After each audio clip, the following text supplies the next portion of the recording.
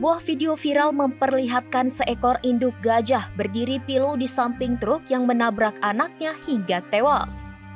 Video tersebut pun menguras emosi publik dan memicu kesedihan mendalam bagi siapapun yang melihatnya.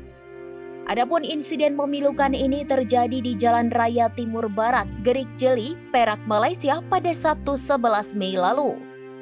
Dalam rekaman yang beredar luas di media sosial, induk gajah terlihat menyentuhkan kepalanya ke bagian depan truk pengangkut ayam yang penyok akibat tabrakan.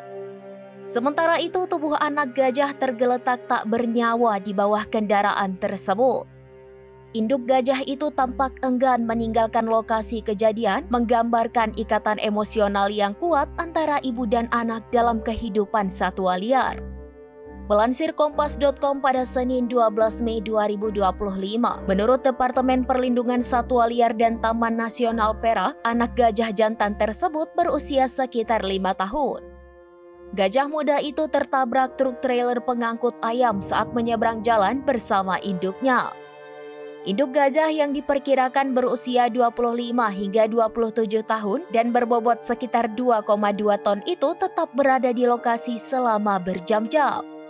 Petugas akhirnya menenangkan sang induk dengan obat bius sebelum memindahkannya ke hutan menggunakan kendaraan khusus sekitar pukul 9 pagi. 2 hari setelah tragedi tersebut, tepatnya pada Senin 12 Mei dini hari, tampak sang induk gajah kembali ke tepi jalan di tempat ia menemani buah hatinya untuk terakhir kali. Ia terlihat hanya diam termenung, seolah tak percaya dengan apa yang baru saja terjadi dan meratapi kemalangan yang menimpa anaknya. Tak ayal tragedi ini menimbulkan gelombang simpati publik, terlebih karena terjadi bertepatan dengan peringatan Hari Ibu. Banyak warganet dan pemerhati lingkungan menyerukan pentingnya pembangunan jalur penyeberangan satwa liar, terutama di jalan-jalan lintas yang melewati habitat gajah dan satwa lainnya. Mereka menegaskan bahwa insiden ini mencerminkan perlunya upaya serius dalam konservasi satwa dan perlindungan habitat alaminya.